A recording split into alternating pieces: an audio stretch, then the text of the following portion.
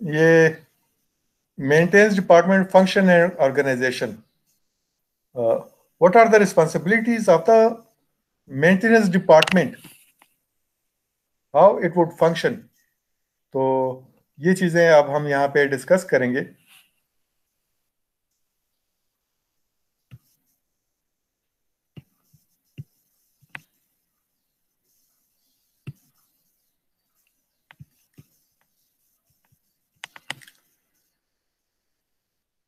Maintenance department सिर्फ maintenance यानी नहीं करेगा, जाहिर है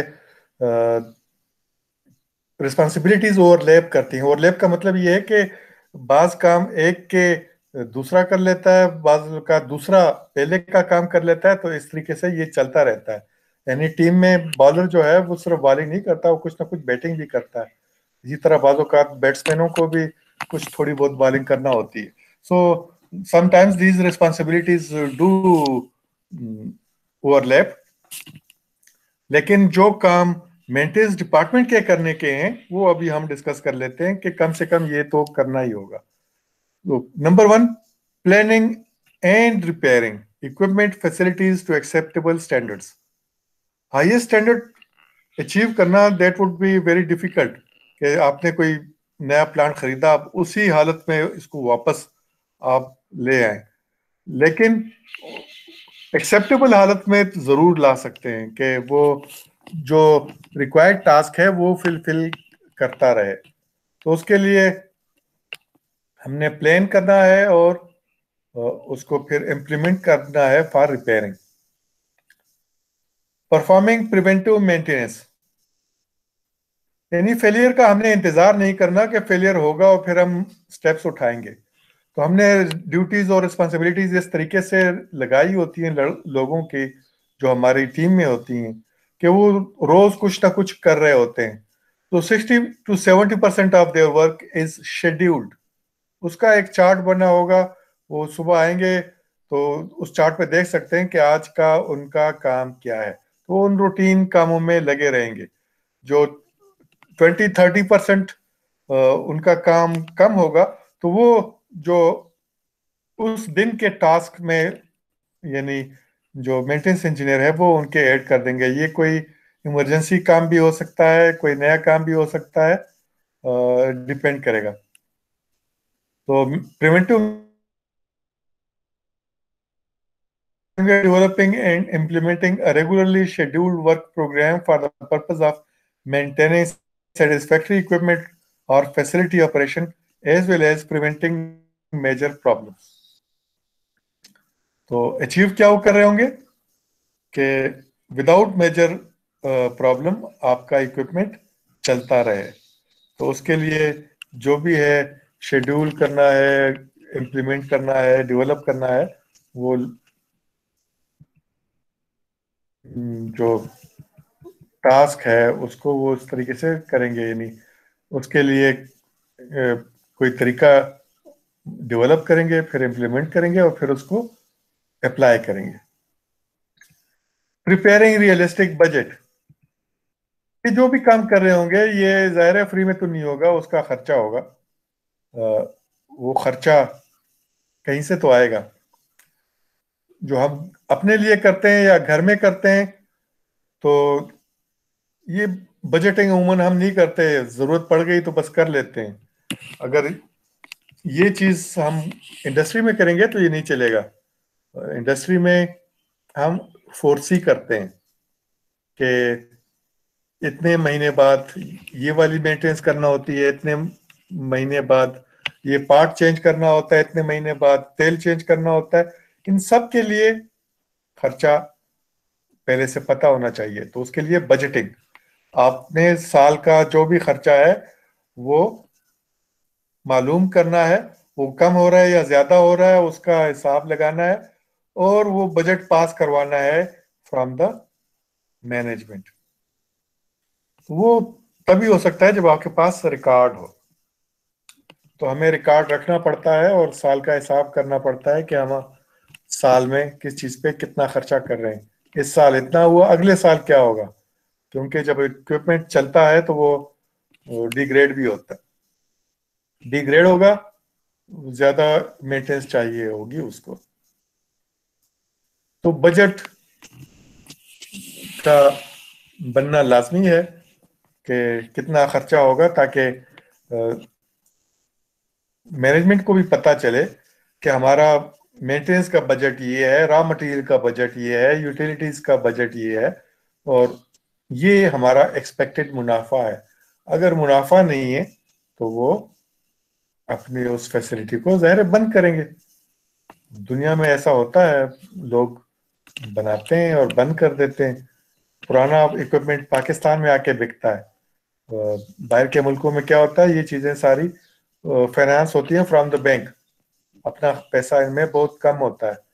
तो वो कोई प्रपोजल बनाते हैं, बैंक उसको स्पॉन्सर कर देता है, वो चलाते हैं, वो चल नहीं पाता, तो वो फेल हो जाता है।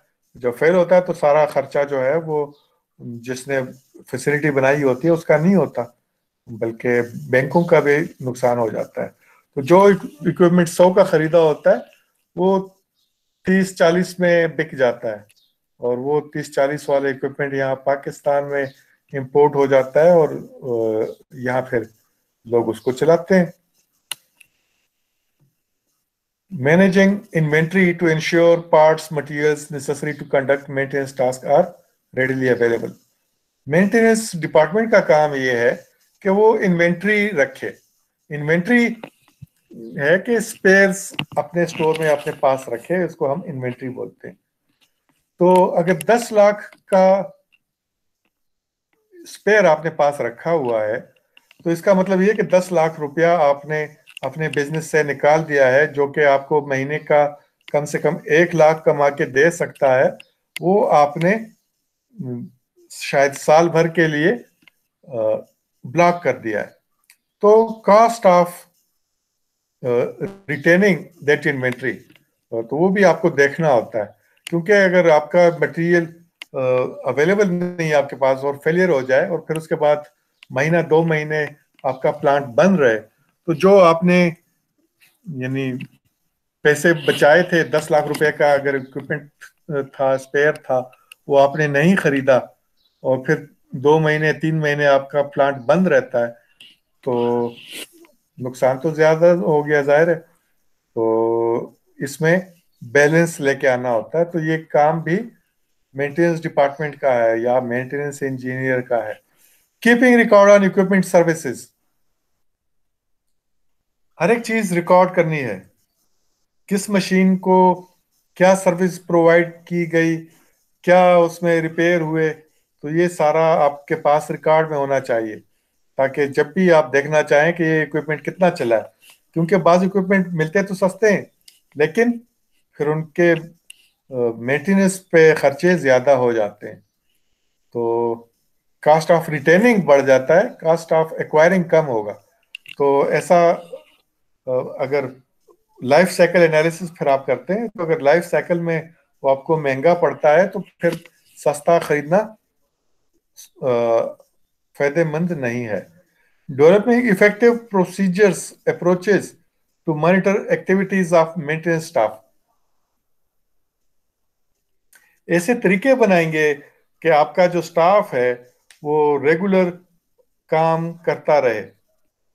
यानी एक तो ये कि वो फॉर्म्स वगैरह भरते रहें, जब वो फॉर्म्स भरेंगे इसका मतलब ये है कि वो काम कर रहे हैं। कैमरे आप लगा लेते हैं कि वो अगर अपने काम कर रहे हैं, इस वक्त कहाँ है या इस वक्त कहाँ है, तो वो कैमरे आपको बताते रहते हैं। तो आजकल तो ये कैमरों की भी बड़ी सहूलत हो गई है। तो अप्रोचेज आपने बनानी होंगी कि कैसे इंश्योर किया जाए कि ये लोग काम करें। मीटर रीडर का मैंने आपको बताया, तो वो भी यानी उनको तस्वीरें लेना, और फिर तस्वीरों के बाद अगर उनका साथ में गूगल ट्रैकिंग भी हो जाए, तो वो यानी टाइम को जाया नहीं करेंगे, उनकी एक्टिविटीज मॉनिटर होती रहेंगी। Developing effective techniques for keeping operational personal, upper level management and other concerned groups aware of maintenance activities. Techniques होनी चाहिए कि सब को पता हो कि क्या हो रहा है, हर एक अप टू डेट हो। हमारे जिस तरह यूनिवर्सिटी में है, एक नोटिस या नोटिफिकेशन आता है, सबको पता चल जाता है कि ये नया रूल पास हो गया है, एग्जाम ऑनलाइन हो रहे हैं या एग्जाम ऑन कैंपस हो रहे हैं। तो टेक्निक्स, यानी आपस में कम्युनिकेट करना है कि क्या हो रहा है। ऐसा ना हो कि आपने अगले महीने फुल मंथ शटडाउन अरेंज किया है कि आप कोई मेजर एक्टिविटी करने वाले हैं, और वहाँ पे जो मार्केटिंग वाले हैं वो अगले महीने डिलीवरी की डेट्स किसी को दे दें, तो बड़ी बदनामी हो जाएगी। तो पर्सनल जो काम कर रहे हैं, अपर लेवल मैनेजमेंट, ये सारे आपके साथ एक पेज पे होने चाहिए। Training maintenance staff and other concern individuals to improve their skills and perform effectively। लोग खर्चे करते हैं अपने स्टाफ पे ताकि उनकी प्रोडक्टिविटी बढ़े। मेरे एक शागिर्द थे, कनाडा में काम कर रहे थे किसी बड़ी कंपनी में। तो उन्होंने छोड़ना था उसको, कोई उन्होंने पहले से बता दिया था कि मैं फलां हफ्ते में या फलां महीने में मैं जॉब छोड़ के जा रहा हूँ। तो एक ट्रेनिंग आई और उन्होंने इसको उसमें नॉमिनेट कर दिया, उसको भेजा। तो उन्होंने पूछा, भाई मैंने तो इस्तीफा दिया हुआ है कि मैं छोड़ रहा हूँ। उन्होंने कहा कि छोड़ तो रहे हो, कहीं और तो काम करोगे, तो अपने स्किल्स को इम्प्रूव कर लो। तो वो इन्वेस्ट करते हैं अपने एम्प्लॉइज पे कि वो यानी अपनी कारकर्दगी को बढ़ाने के लिए मजीद स्किल्स सीखें और अपने लेवल को बढ़ाएं। तो उसके लिए ट्रेनिंग्स वगैरह अरेंज होती हैं। हमारी यूनिवर्सिटी जो है अपने जो स्टाफ है उनकी क्वालिफिकेशन को बढ़ाने के लिए उनको स्कॉलरशिप देती है कि आप बाहर चले जाएं, एमएस करके आए, पीएचडी करके आए। Reviewing plans for new facility installation of new equipment. Planes, plane में हमारे होना चाहिए। हमारी छोटी फैक्ट्री है, लेकिन हमारे जहन में हो कि ये फैक्ट्री हमने बड़ी करनी है। बड़ी कैसे होगी? हम 100 पीसेस बना रहे हैं, हमने प्रोडक्शन बढ़ानी है, 200 पीसेस करनी है। 200 पीसेस करने के लिए क्या करना होगा? कोई नया इक्विपमेंट लगाना पड़ेगा। तो जो भी है वो हम प्लानिंग में रखेंगे, और अगर हमें फंड्स मिल जाएं तो हम वो फैसिलिटी एक्वायर भी कर लें, इंस्टॉल भी कर लें और प्रोडक्शन को बढ़ा भी दें। Implementing methods to improve workplace safety and developing safety education related programs for maintenance staff।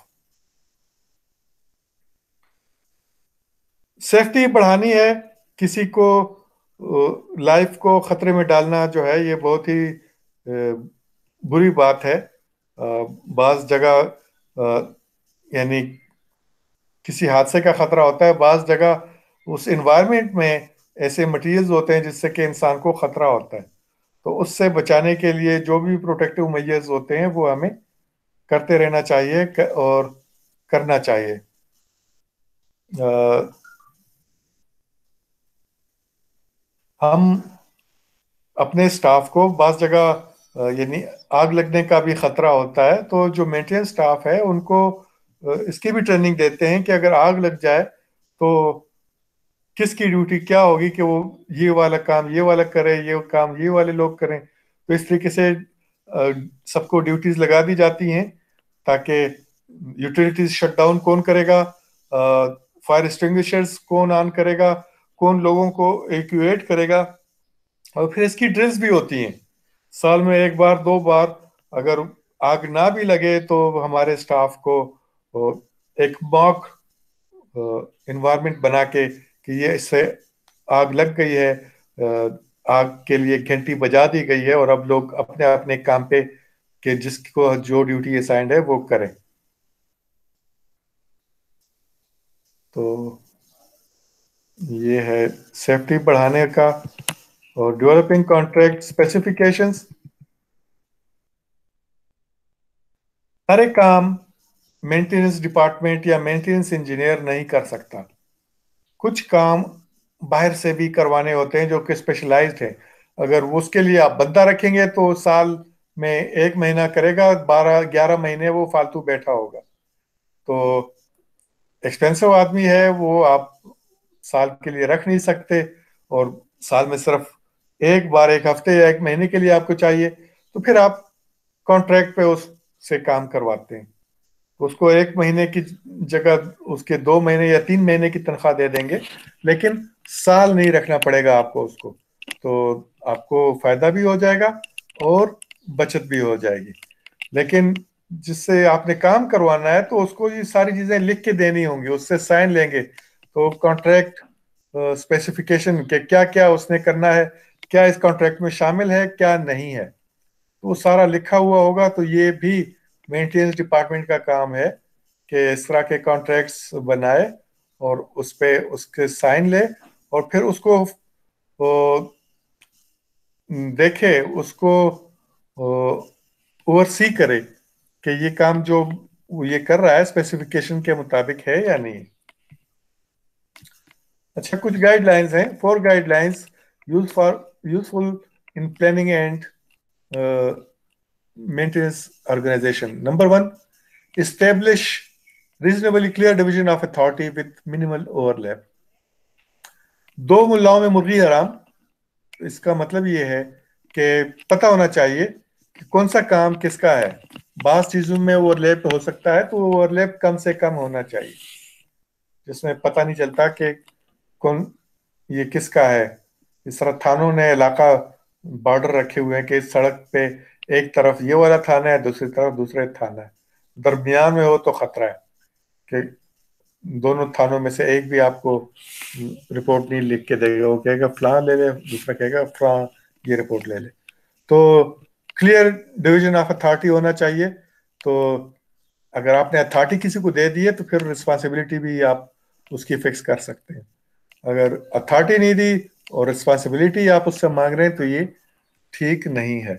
Optimise number of person reporting to an individual.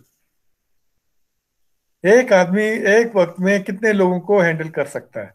अगर ये नंबर ज्यादा है तो वो प्रॉपर उनको काम असाइन नहीं कर सकेगा, उनसे रिपोर्ट नहीं ले सकेगा, तो काम ठीक नहीं होगा। वो उनको गाइडेंस सही प्रोवाइड नहीं कर सकता होगा। तो ऑप्टिमाइज करना है, ये भी तकरीबन 20 लोग एक आदमी आसानी से हैंडल कर सकता है, तो ये 20 के आसपास का होना चाहिए। हमारा भी यूनिवर्सिटी में यानी बेस्ट जो है वो ग्रुप है 20 का। तो चाहे क्लास के लिए हो या चाहे वो प्रैक्टिकल के लिए हो, तो मुनासिब होता है। हमने प्रैक्टिकल के लिए तो 20 का कर देते हैं, लेकिन क्लास लेने के लिए हम 40 का सेक्शन बना रहे हैं। ये 40 का सेक्शन जो है ये 100 का भी हो सकता है, क्योंकि उसमें सिर्फ डिलीवर करना होता है उसमें। लेकिन जब करने की बारी आए तो ये 20 भी फिर ज्यादा है, उससे भी कम का ग्रुप होना चाहिए। Fit the organisation to the personalities involve.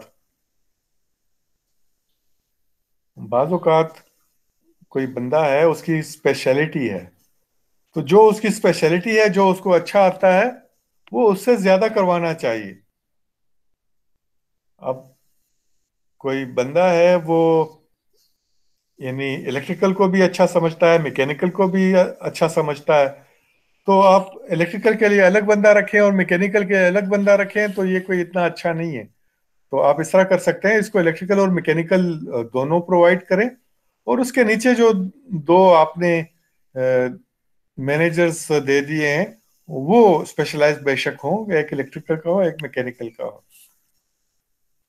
तो जिसकी जो स्पेशलिटी है उसको उसमें पूरे का पूरा मौका मिलना चाहिए कि वो उसको एक्सरसाइज करे। Keep vertical lines of authority and responsibilities as short as possible. Vertical line of authority क्या है?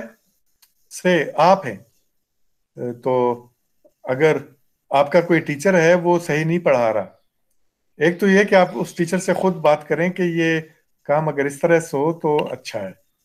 अब अगर वो कोऑपरेट नहीं कर रहा तो नेक्स्ट डिपार्टमेंट में है चेयरमैन।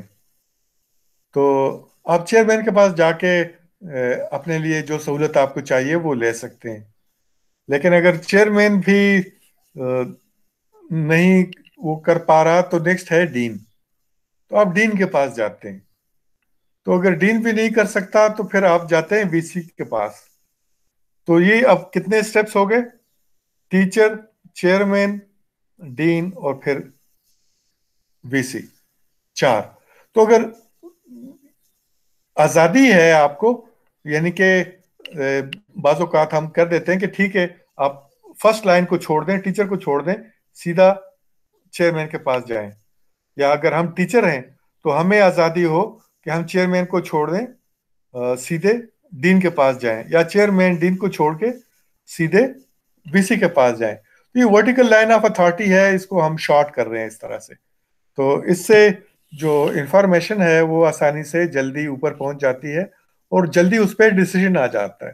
तो डिसीजन के लिए ये अच्छा है और ज़रूरी है।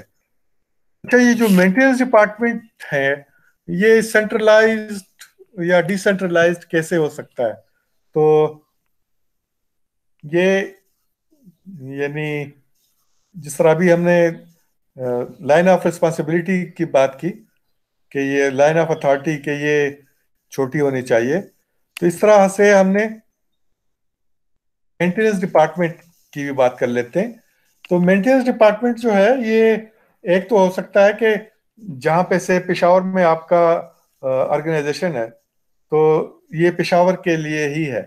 दूसरा ये कि ये एक मल्टी प्लांट या मल्टी डिसिप्लिनरी ऑर्गेनाइजेशन है जिसके ब्रांचेस पेशावर, लाहौर, कराची, इस्लामाबाद, फैसलाबाद हर जगह है। तो फिर मेंटेनेंस डिपार्टमेंट भी हर जगह अलग अलग हो सकता है। तो उनको फिर मैनेज कैसे करते हैं? तो अब यहाँ बात आ जाती है सेंट्रलाइज्ड और डिसेंट्रलाइज्ड। कि अगर आप उसको सेंट्रलाइज्ड रखेंगे, यानी एक आजकल जो ये बैंक है ये सारे अब सेंट्रलाइज्ड हो गए, इनके डिसीजंस डेली बेसिस पे सारे उनके मेन जो ब्रांच है से कराची में आजकल हैं ज्यादातर के, तो वहां से हो रहे हैं। उनके सिर्फ जिस तरह फ्रेंचाइज आउटलेट्स हैं, जो ब्रांचेस हैं ये इस तरह है, तो वहां से डिसीजन लिया जाता है। तो दैट इज सेंट्रलाइज्ड। तो सेंट्रलाइज्ड और डिसेंट्रलाइज्ड का फायदा और नुकसान ये हम अब डिस्कस करते हैं। बेनिफिट्स क्या है? More efficient compare to decentralized maintenance. Efficient किस लिहाज से है? एफिशिएंट इस तरह से है कि हर जगह से उनको इंफॉर्मेशन आती है, तो उनके पास ज्यादा इंफॉर्मेशन होती है, तो ज्यादा इंफॉर्मेशन वाला जो डिसीजन लेगा तो वो बेहतर हो सकता है। तो एफिशिएंट है, हर एक के लिए डिसीजन लेना उसके लिए आसान है, क्योंकि उसने पेशावर को भी ऑब्जर्व कर लिया है, लाहौर को भी कर लिया है। अब अगर तीसरा कहीं से आता है तो उनको वो बता सकता है कि कौन सा वाला मॉडल ज्यादा बेहतर है, आप फॉलो करें। Fewer personal maintenance personal required. अब ज्यादा लोग रखने की जरूरत नहीं है, आपने कॉम्पिटेंट टीम रख ली है, से वो बेस्ड है फैसलाबाद में, वो जाते हैं लाहौर भी प्रोवाइड करते हैं अपने सर्विसेज, पेशावर में भी करते हैं, इस्लामाबाद में भी करते हैं और फैसलाबाद में भी दे देते हैं। तो वही टीम है, ज्यादा अच्छे तरीके से अब वो मेंटेनेंस प्रोवाइड कर सकते हैं। More effective line supervision. Supervision आसान हो गई है, आपको बता दिया जाता है कि फलां जगह जाओ, आप वहां जाके मेंटेनेंस कर रहे हैं, तो अथॉरिटीज को पता है कि इस वक्त टीम कहाँ पे है। Better use of specialized equipment and specialized maintenance personnel. चूंकि वही लोग ये काम कर रहे हैं, उनको बार बार करने का मौका मिल रहा है, तो उनको ज्यादा प्रैक्टिस है, तो ज्यादा अच्छे तरीके से वो काम कर सकते हैं। और ज्यादा स्पेशलाइज्ड इक्विपमेंट, जो कि अगर एक जगह ये फैसिलिटी देने के लिए आपको एक्सपेंसिव लग रहा था, तो अब तीन जगह पे वो फैसिलिटी या वो इक्विपमेंट इस्तेमाल हो सकता है, तो अब वो एक्सपेंसिव नहीं रहा, तो आप उसको खरीद सकते हैं और उसको इस्तेमाल कर सकते हैं। Permits procurement of more modern facilities. अब आप लेटेस्ट फैसिलिटीज को भी एक्वायर कर सकते हैं, क्योंकि उनको ज्यादा जगह आप इस्तेमाल कर सकते हैं, ज्यादा जुडिशियस यूज उसका हो सकता है, अच्छा यूज उसका हो सकता है। Generally allows more effective on job training. तो अगर कोई आप नए बंदे को ट्रेन करना चाहते हैं तो इस टीम का हिस्सा बन के वो आसानी से जल्दी ट्रेन हो जाएगा और ज्यादा प्रोडक्टिव हो जाएगा बहुत जल्दी। लेकिन इसके कुछ ड्रॉबैक्स भी हैं। क्या है? Requires more time getting to and from the work area और जॉब। ज्यादा टाइम तो उनका आने जाने में खर्च हो जाएगा। No one individual becomes totally familiar with complex hardware और इक्विपमेंट। जिस तरह के कहते हैं एक हाथ की चली हुई गाड़ी है, मतलब एक हाथ की चली हुई गाड़ी का मतलब ये है कि एक ही उसका मालिक था, तो उसका ख्याल करता था, उसकी हर एक चीज का उसको पता होता था, तो ज्यादा अच्छा उसका मेंटेनेंस हुआ है। अगर बहुत सारे लोग चला रहे हैं और ख्याल कोई नहीं रख रहा तो वो जल्दी खराब हो जाएगी। तो अगर यानी पेशावर में कोई इक्विपमेंट है और इसका स्पेशलाइज्ड बंदा यहाँ पेशावर में नहीं है, तो क्या होगा? इस मशीन के खराब होने का चांस ज्यादा हो जाएगा। More difficult supervision because of remoteness of maintenance sites from centralized headquarters. अब वो तो चल गए हैं हेडक्वार्टर से फैसलाबाद से पेशावर की तरफ। रास्ते में वो मछलियां पकड़ रहे हैं, कहीं पे कुंड पार्क में उन्होंने डेरा डाल दिया है, और मैनेजमेंट समझ रही है कि वो रास्ते में हैं और ट्रेवल कर रहे हैं, या तो वो बीच में टाइम जाया कर सकते हैं। Higher transportation cost due to remote maintenance work. सिर्फ लोगों के जो बस पर्सनल है उनके टाइम ज़ाया नहीं होता, ट्रांसपोर्टेशन कॉस्ट भी बढ़ जाता है। तो ये कुछ ड्रॉबैक्स भी हैं सेंट्रलाइज्ड मेंटेनेंस डिपार्टमेंट के।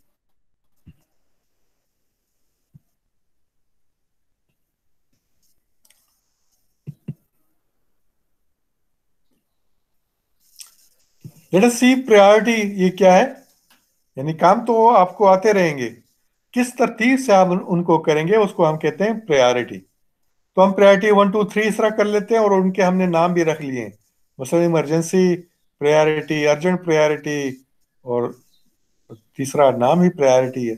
सो criteria for determining the priority for repair or replacing the failed equipment in the reactive maintenance program are presented below. Reactive आपको पता चल गया है कि जहां पे यानी एक्टिव, रिएक्टिव और प्रोएक्टिव। तो प्रोएक्टिव जो है वो है प्रिवेंटिव मेंटेनेंस और प्रेडिक्टिव मेंटेनेंस, और रन टू फेलियर और corrective maintenance they are reactive maintenance. So number 1 है इमरजेंसी। वो क्या है? सेफ्टी ऑफ लाइफ और प्रॉपर्टी इज थ्रेटेंड और there will be an immediate serious impact on nation. इसको हम इमरजेंसी में ठीक करेंगे। किस चीज को? जहां लाइफ या प्रॉपर्टी, यानी प्रॉपर्टी से मतलब यही जो आपका एसेट है, जिस जो प्लांट है, इक्विपमेंट है, तो इनको खतरा है, या सीरियस इंपैक्ट ऑन मिशन, आपके इसके मशीन के चलने को खतरा है, तो वो है इमरजेंसी। अर्जेंट क्या है? Continuous facility operation is threatened, कि ये अभी चल तो रहा है लेकिन मुस्तकिल नहीं चलेगा, जल्दी ये रुकने वाला है, खराब होने वाला है, तो उसको हम कह देते हैं अर्जेंट, क्योंकि फिलहाल तो चल रहा है लेकिन रुकने वाला है। Priority, there will be degradation in quality of mission support और significant and adverse effect on project. तो ये चीज प्रायोरिटी पे है। प्रायोरिटी क्या है? कि ये चल तो रहा है, फेल होने का भी इतना खतरा नहीं है, लेकिन अगर इसी तरह चलता रहेगा तो ये खराब हो रहा है और खराब होके फेल भी हो सकता है। और फिर रूटीन, रिडेंडेंसी इज अवेलेबल और impact on mission will be insignificant. Redundancy जो है वो है कि more than one option is available, कि अगर ये खराब हो गया तो दूसरा ऑप्शन अवेलेबल है आपके पास। जो गाड़ी है वो तो खराब हो जाएगी, लेकिन टैक्सी लेना पॉसिबल है, तो ये रिडेंडेंसी है। तो अगर इस तरह है तो इसको आप रूटीन में डाल लेते हैं कि जब फारिग होंगे तब करेंगे। तो दैट इज रूटीन, कि जब फारिग होंगे तब करेंगे। Discretionary impact on mission is negligible and resources are available. Resources तो अवेलेबल हैं, और ये अगर खराब हो गया तो भी कोई मसला नहीं है। तो फिर हमारी डिस्क्रिशन होती है कि कब हम अपने वर्कर्स जो हैं उनको फारिग करें कि अब ये काम करें, क्योंकि हर वक्त तो ये फारिग नहीं होते। तो ये हमारी डिस्क्रिशन है कि आज जो घंटा दो ये लड़के फारिग होंगे तो उनको वो काम दे दिया जाए कि अब इस पे काम करो। Deferred impact on mission is negligible and resources are not available. कि आपके पास रिसोर्सेज नहीं है, बस पड़ा रहे, जब रिसोर्सेज अवेलेबल होंगी तो तब ठीक करेंगे। या पैसे नहीं है आपके पास, या लोग नहीं है, तो आप उसको डिफर कर देते हैं। तो ये डिफर्ड भी काफी सारे जमा हो जाते हैं, तो उसके बाद आप उसके लिए अमूमन यानी या तो टाइम दे देते हैं, या बाहर से लोग हायर कर लेते हैं कि वो जो डिफर्ड काम है वो आपको करके दे दे, और जो बैकलॉग है उसको खत्म करे। प्रायोरिटी सेट कैसे होगी? तो ये एक पेज रिपोर्ट है, ये आप पढ़ के मैं बता देता हूँ आपको। In any maintenance organization which is efficiently managed, the workload in terms of quantity or timing exceeds the availability of men or equipment। यानी काम ज्यादा होता है आपके पास और लोग कम। For this reason, the problem of defining the order in which work is to be carried out or establishing priority exists and is an important factor in scheduling। आपके पास लोग कम है, काम ज्यादा है, तो आप प्रायोरिटी सेट करते हैं कि पहले कौन सा करें, उसके बाद कौन सा करें। तो ये उस हिसाब से आप शेड्यूल करते हैं अपने काम। In a small plant with one operating department and a small maintenance organization, establishment of priorities may amount to casual discussion between maintenance and production. छोटा ऑर्गेनाइजेशन है, आपस में बात कर लेते हैं कि हाँ कब आपने प्रोडक्शन नहीं करनी, अच्छा इतवार को नहीं करनी, ठीक है हम इतवार को मेंटेनेंस कर लेंगे। That maintenance called upon to provide services to more than one production department, the problem of equitable and efficient priority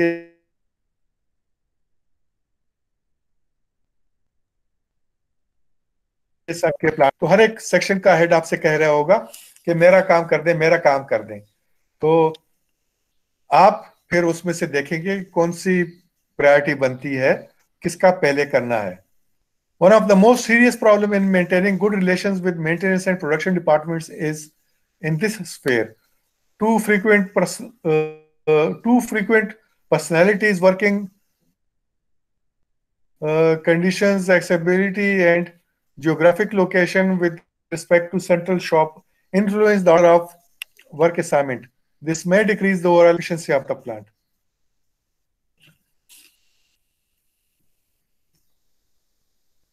यानी पर्सनैलिटीज, वर्क कंडीशन, एक्सेसिबिलिटीज और लोकेशन, इनसे भी फर्क पड़ता है कि आप कैसे प्रायोरिटीज सेट करते हैं फॉर मेंटेनेंस।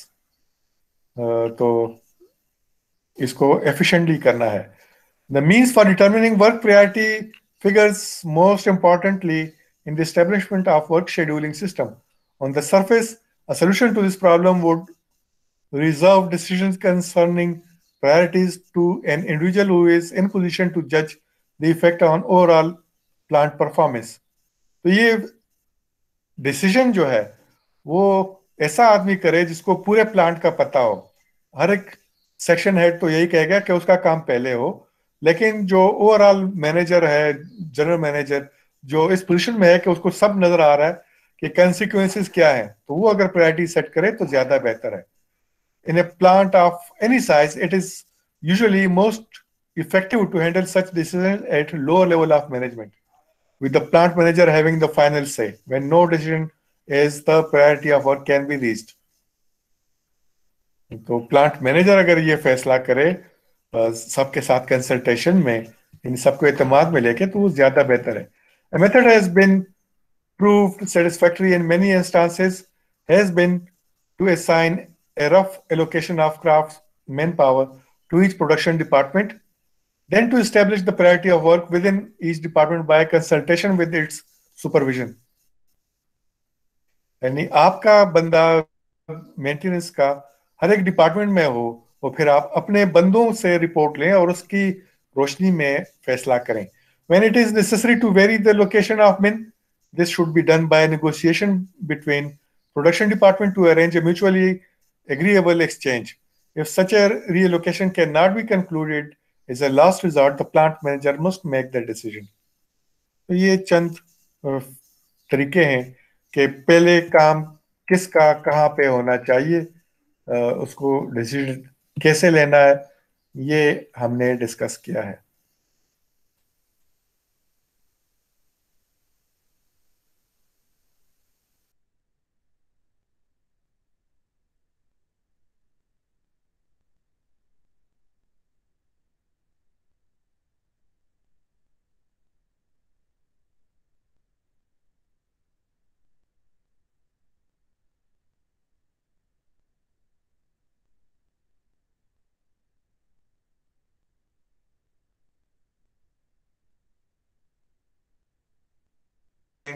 उनसे बात करें, आपको मसले क्या आ रहे हैं.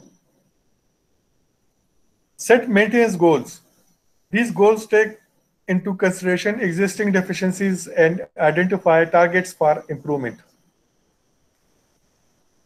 मेंटेनेंस गोल्स आपने सेट करने हैं कि ये चीजें हमने अचीव करनी है. तो वो डेफिशिएंसीज आपको पता होगा तो उनको एलिमिनेट करना आपका गोल होगा. तो ये तरीका है. इस्टेब्लिश प्रायोरिटीज, क्या पहले करना है क्या बाद में करना है, ये प्रायोरिटीज सेट करें. इस्टेब्लिश परफॉर्मेंस मेजर पैरामीटर्स, नापेंगे कैसे उसको. Quantifiable measurement for each set goal, कि कौन सा गोल है, वो कितने वक्त का कैसा जॉब है, कैसे अचीव करना है. Number of jobs complete per week and percentage of cost on repair.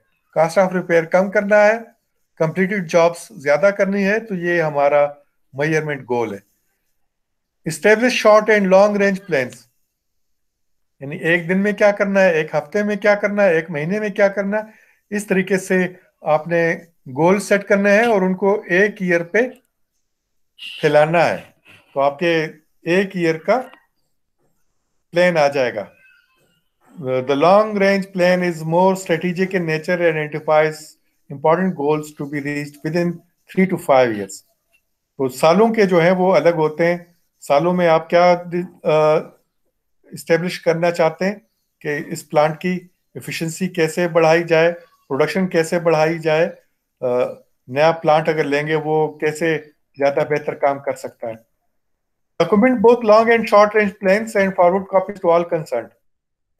आप कुछ अचीव करना चाहते हैं और आपकी टीम को पता नहीं कि आप क्या अचीव करना चाह रहे हैं, तो मसला हो जाता है. एक लतीफा सा है कि सेकंड फ्लोर पे एक साहब थे, उसने कोई अलमारी लेके जाना थी. उसने साहब किसी और साहब को बुलाया और उसको उठा लिया. जब सीढ़ियों पे आए तो न वो आगे जा सकते हैं न पीछे जा सकते हैं. तो साहब रुक गए कि यार इसको नीचे रखो, ये ऊपर चढ़ाना हमारे बस की बात नहीं है. दूसरा, अच्छा मैं तो समझ रहा था कि इसको नीचे उतारना है. तो भाई जब आपने बताया नहीं है कि अचीव क्या करना है तो अचीव कैसे करोगे. तो सब कुछ लिखा हुआ होना चाहिए और सबको पता होना चाहिए कि हमारे गोल्स क्या हैं. इम्प्लीमेंट प्लान, जब आप प्लान बना लेंगे तो उसको इम्प्लीमेंट भी करना है, और कैसे इम्प्लीमेंट करना है आपने अपनी टीम को बताना है. स्टेटस, जब आप अचीव करना शुरू करें तो वो स्टेटस रिपोर्ट करें. हफ्ते में, महीने में, क्वार्टरली आप रिपोर्ट्स बनाते जाएं और डिस्ट्रीब्यूट करते जाएं कि ये हमारे गोल्स थे, उसमें से ये अचीव हो गए. Prepare a brief report periodically, say semi-annually, and forward it to all involved individuals.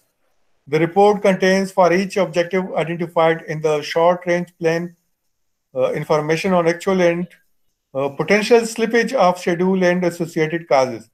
Slippage क्या है कि हम अपने टारगेट से पीछे हैं। क्यों पीछे हैं, रीजन क्या है, वो सबको पता होना चाहिए।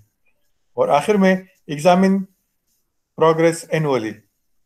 So review progress at the end of each year with respect to stated goals.